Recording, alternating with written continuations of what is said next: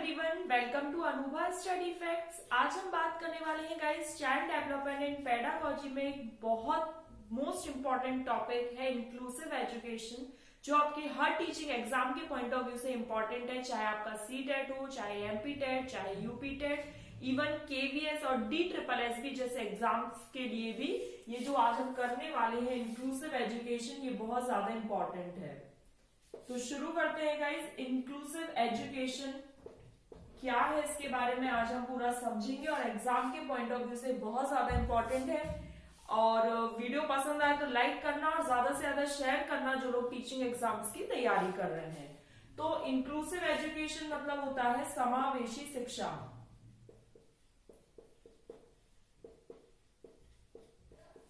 Inclusive education के बारे में अगर हम एक लाइन में बात बताना चाहे तो वो क्या होगा? Segregation is against the law of nature. जो सेग्रीगेशन है, segregation is against the law of nature. इसका मतलब क्या है? सेग्रीगेशन मतलब होता है कि इस अलग थलग कर देना। तो आपने देखा होगा जो नेचर है वो कभी भी हमें चाहे वो डिसेबल्ड बच्चा हो, चाहे वो गिफ्टेड पर्सन हो, चाहे नॉर्मल हो या एवरेज जिन्हें हम बोलते हैं, उनमें कभी भी भेदभाव नहीं करती। सन की जो लाइट रेज है वो वैसे ही हर व्यक्ति पर पड़ेगी, चाहे वो कैसा हो, नॉर्मल हो, चाहे गिफ्टेड हो और चाहे वो बैकवर्ड स्टूडेंट हो या बैकवर्ड पर्सन हो। नॉर्मल या एवरेज स्टूडेंट जिन्हें, उन व्यक्तियों को क्या बोलते हैं? जिनका जो IQ है वो 9 से लेके 110 हो, IQ लेवल। गिफ्टेड का क्या होता है? 140 या फिर 140 प्लस। और बैकवर्ड जो होते हैं लगभग 70 या 70 से कम जो होता है वो पिछड़े हुए। पर आपने देखा होगा कि जो नेचर है वो कभी भी भेदभाव नहीं करती है किसी में भी, चाहे वो नॉर्मल हो, चाहे गिफ्टेड हो और चाहे बैकवर्ड हो। तो इंक्लूसिव एजुकेशन जो आएगी गाइस, उसका भी क्या कहना था कि जो जिस प्रकार से कोई भी बच्चा है उसको हमें एडमिशन देना है और एडमिशन के साथ साथ उसकी जो भी नीड्स है उनको फुलफिल करना है। ऐसा नहीं है कि हम केवल एडमिशन दे दें बच्चों को और उनकी हम जरूरतों को पूरा नहीं करें। इंक्लूसिव एजुकेशन क्या कहती है? बच्चे को एडमिशन दो, हर बच्चे को, और एडमिशन के साथ साथ क्या करना है? उनकी जो नीड्स हैं उनको भी कंप्लीट करने की कोशिश करनी है। आप स्पेशल टीचर रख सकते हैं, नॉर्मल बच्चों के लिए नॉर्मल टीचर्स हो सकता है। ठीक, अब हम थोड़ा सा समझ लेते हैं कि कैसे काम करता है। देखिए, जैसे कोई नॉर्मल बच्चा है, क्लास में क्या होता है, हर तरह के बच्चे होते हैं, बैकवर्ड भी होंगे, नॉर्मल भी होंगे और गिफ्टेड भी होंगे। तो नॉर्मल बच्चे के लिए क्या भाई, सब चीजें नॉर्मल रहेंगी जिस तरीके से आप पढ़ा रहे हैं। गिफ्टेड बच्चे के लिए वही चीज, ऐसा ना हो कि आप कोई भी चीज पढ़ा रहे हैं किसी भी पिछड़े बच्चे को देखकर। कोई टॉपिक है, बहुत स्लोली आप उसको पढ़ा रहे हैं ताकि जो पिछड़े हुए बच्चे हैं उनको भी अच्छे से समझ आए। लेकिन जो गिफ्टेड बच्चा है वो क्या है, वो बोर हो जाएगा, क्योंकि उसको तो पहले से ही आता है कि ये जो सर मुझे पढ़ा रहे हैं इतना स्लो पढ़ा रहे हैं, वो बोर हो जाएगा। और धीरे धीरे over the period of time ये क्या होगा, वो भी बैकवर्डनेस मतलब पिछड़े बच्चों में आने लगेगा। क्यों? क्योंकि उसकी नीड क्या है? उसकी नीड है एनरिचमेंट प्रोग्राम्स दें आप उसको, मतलब अलग एक्टिविटीज कराएं। एनरिचमेंट प्रोग्राम जब आप उसको देंगे, मतलब जो भी आप उसको पढ़ा रहे हैं उसमें कुछ ना कुछ ट्विस्टेड चीजें हो, कुछ क्रिएटिविटी जुड़ी हो। क्रिएटिविटी गिफ्टेड बच्चों से हमेशा ये क्या होती है? क्रिएटिविटी है। क्रिएटिविटी ब्रेनस्टॉर्मिंग से जुड़ी रहती है, याद रखिएगा। ब्रेनस्टॉर्मिंग मतलब आप अलग अलग दिशाओं में सोच रहे हैं। जैसे ये कोई पॉइंट है, यहां से आप अलग अलग दिशाओं में सोच रहे हैं, तो वो क्या? ब्रेनस्टॉर्मिंग हो गई, मतलब आप भिन्न भिन्न दिशाओं में सोच रहे हैं। तो जो ब्रेनस्टॉर्मिंग है वो किसने दी थी गाइस? AF ऑसबॉर्न ने। याद रखिएगा, ये एग्जाम में as it is UP TET वगैरह में ये पूछ लिया जाता है, क्योंकि UP टेट में फैक्चुअल क्वेश्चन बहुत ज्यादा पूछे जाते हैं। तो यहाँ पर आप याद रखिएगा, CTET वगैरह में फैक्चुअल कम आते हैं, MP टेट में पूछे जाने की संभावना है, क्योंकि MP टेट में भी फैक्चुअल चीजें बहुत ज्यादा पूछी जाती हैं। तो गिफ्टेड बच्चों के लिए आपको एनरिचमेंट प्रोग्राम प्लान करने हैं कि भाई बच्चा बोर ना हो जाए, नॉर्मल के लिए आपको एक नॉर्मल स्पीड में लेके चलना है। किसी बच्चे को ऑडियो विजुअल प्रॉब्लम है तो ऑडियो वीडियो एड्स का आप यूज करें। देखिए उसको भी हम समझ लेते हैं कि किस प्रकार से आप काम करेंगे। यहां पर देखिए ऑडियो विजुअल एड्स का हम यूज करेंगे।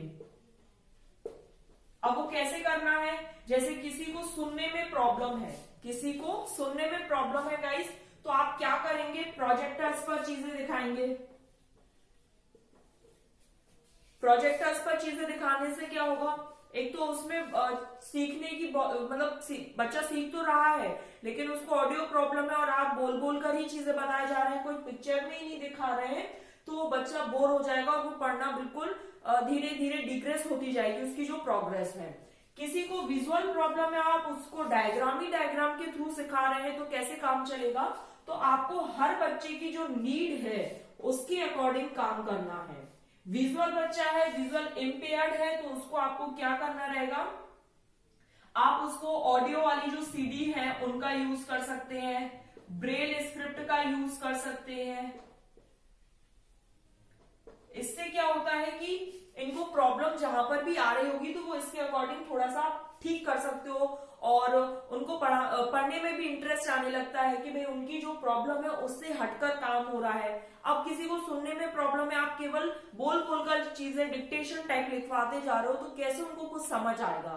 तो ये सब एक टीचर का काम होता है कि अकॉर्डिंग टू नीड, जो बच्चे की नीड्स हैं उनके अकॉर्डिंग अब हमें धीरे धीरे अपने आप में चेंजेस लाने हैं और उन्हीं के अकॉर्डिंग हमें काम करना है। तो यहाँ पर क्या है, इंक्लूसिव एजुकेशन, समावेशी शिक्षा जो होती है वो यही कहती है कि आपको किसी भी बच्चे में भेदभाव नहीं करना है। अब अलग अलग बच्चे कैसे हो सकते हैं, तो देखिएगा इसको और समझ लेते हैं कि बच्चा जो है वो अलग कैसे हो सकता है। उसका जेंडर अलग हो सकता है, उसका कल्चर अलग हो सकता है, उसकी लैंग्वेज अलग हो सकती है, ठीक है, वो जहां से आया है उसकी लैंग्वेज अलग हो सकती है, उसका कल्चर अलग हो सकता है, उसका जेंडर अलग हो सकता है। तो आपको भेदभाव नहीं करना है, चाहे वो बॉय हो या गर्ल हो, आपको दोनों के साथ एक जैसा ही व्यवहार दर्शाना है। जेंडर बायस नहीं होना चाहिए किसी भी टीचर को। यहाँ पर अब थोड़ी सी जेंडर की बात आई है, वैसे ये इंक्लूसिव एजुकेशन वाला पूरा एक सेशन रहेगा, लेकिन चूंकि अब जेंडर की बात आई है गाइस, तो जेंडर बायस और जेंडर स्टीरियोटाइप और समझ लीजिए। और जेंडर और ये जो सेक्स में ये जो अंतर है, इसको एग्जाम के पॉइंट ऑफ व्यू से इंपॉर्टेंट है। जेंडर जो होता है वो सोशल कंस्ट्रक्ट है। जेंडर क्या है, सोशल कंस्ट्रक्ट है। ये हमारे समाज द्वारा ये चीज बना दी गई है कि तुम लड़के हो तुम बाहर जाकर काम करोगे और तुम लड़कियां हो तुम घर में रहकर ही काम करोगी। तुम घर के काम करोगी, तुम बाहर जाकर राशन नहीं ला सकती, क्रिकेट नहीं खेल सकती, फुटबॉल नहीं खेल सकती, तुम्हारे लिए घर के ही काम निर्धारित कर दिए गए हैं। और जो सेक्स है वो क्या है, बायोलॉजिकल कंस्ट्रक्ट होता है।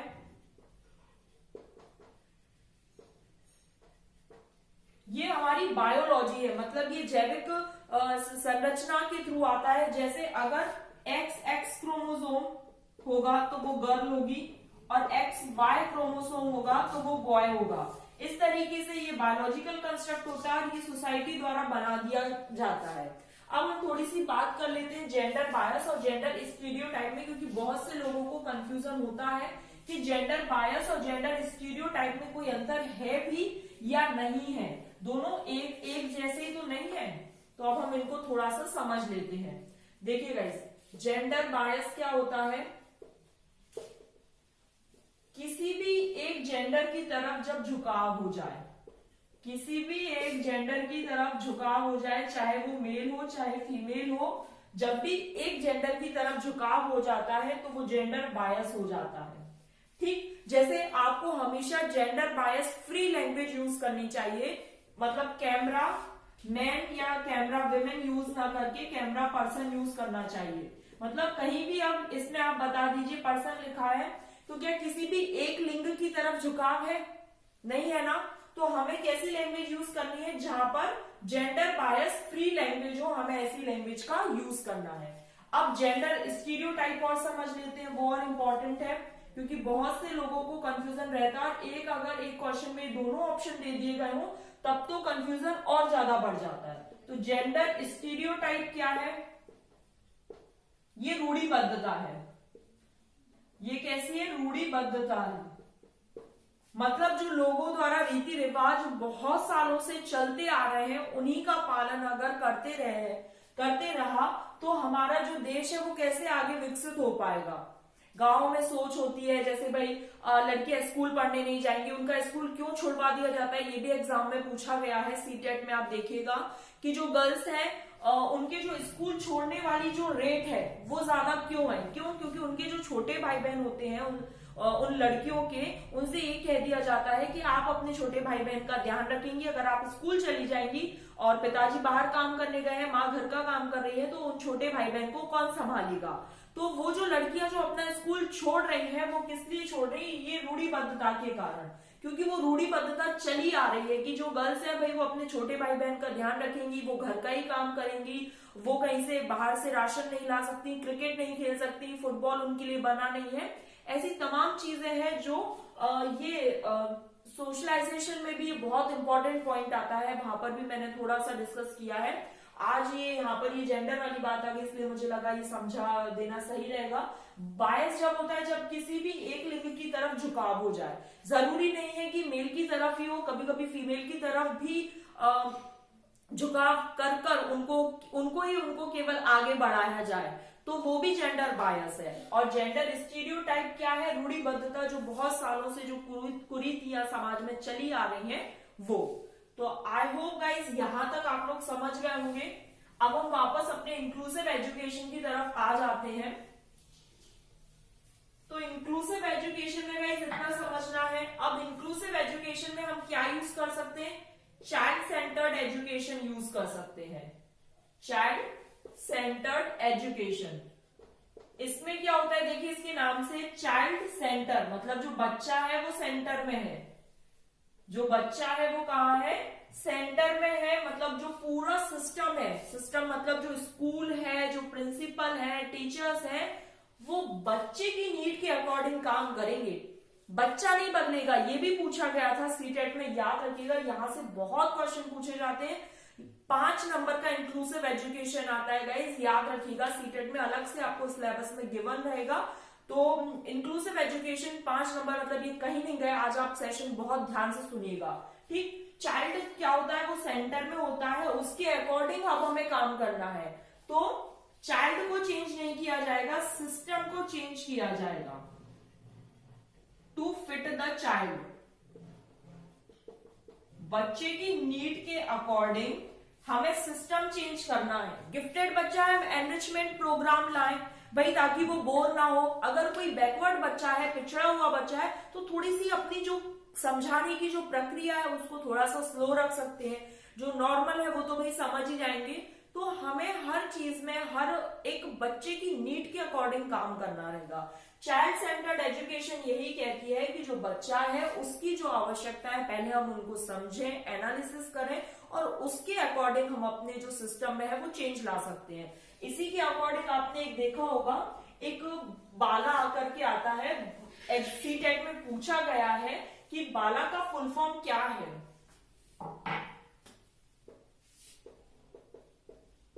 Building as learning aid. आपने देखा होगा स्कूल की जो दीवारें होती हैं उनमें पेंटिंग होती है तरह तरह की, जैसे जो कूड़ा है उसको डस्टबिन में ही डालना है। बहुत सारे ऐसे पेंटिंग्स आपने स्कूल में देखे होंगे, वो यही है। ये सीटेट में पूछा गया है गाइस, ध्यान रखना है। बिल्डिंग एज लर्निंग एड मतलब आप बच्चे को सिखाने की कोशिश कर रहे हो, ठीक। यहाँ पर धीरे धीरे ऐसे ही शुरुआत होती जाती है, बच्चा वो दीवारों पर देखता जाता है कि भाई इस तरीके से चीजें हैं, और वो अपने अंदर उनको इंटरनलाइज कर रहा होता है, अंदर ग्रहण कर रहा होता है।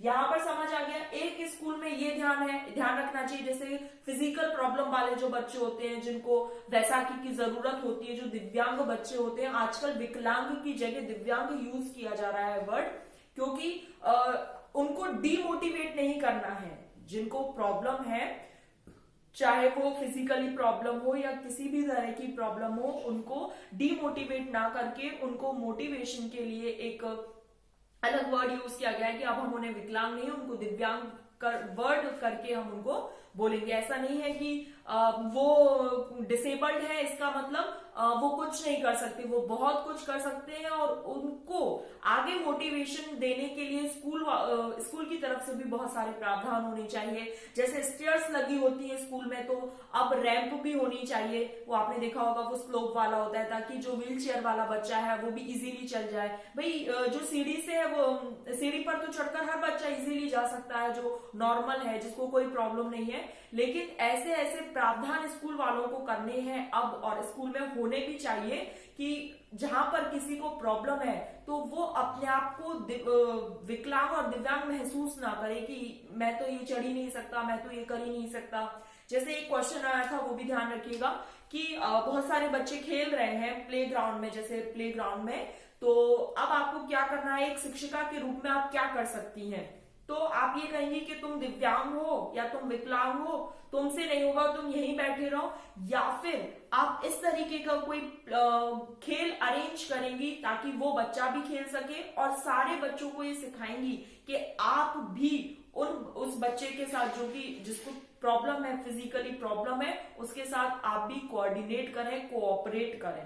तो इस तरीके से पेडागोजी के क्वेश्चंस बनते हैं गाइस। सीडीपी ऐसा सब्जेक्ट है, चाइल्ड डेवलपमेंट पेडागोजी, अगर आप इस पे एक बार अच्छे से अपनी कमांड, अपनी पकड़ कर लेंगे, आप कहीं पर भी बिल्कुल आपको रटने की जरूरत ही नहीं, क्योंकि सीटेट में तो फैक्चुअल क्वेश्चन एक दो ही आते हैं। कभी पूछ लिया जाए तो पूछ लिया जाए, वरना ऐसे तो वो पूछते ही नहीं कि क्रिएटिविटी किसके द्वारा दी गई, लेटरल थिंकिंग किसके द्वारा दी गई, इस तरीके से क्वेश्चन आते हैं। फैक्चुअल क्वेश्चन बहुत कम आते हैं, कंसेप्चुअल क्वेश्चन ज्यादा आते हैं, जहां से आपसे ये पूछा जाएगा कि अगर ऐसा होगा तो आप एज अ टीचर क्या करेंगे, आपको स्कूल में क्या करना चाहिए। तो भाई बाला का यूज करना चाहिए, बिल्डिंग एज लर्निंग एड का यूज करना चाहिए, जिसमें बच्चे अच्छी तरीके से सीख सकते हैं।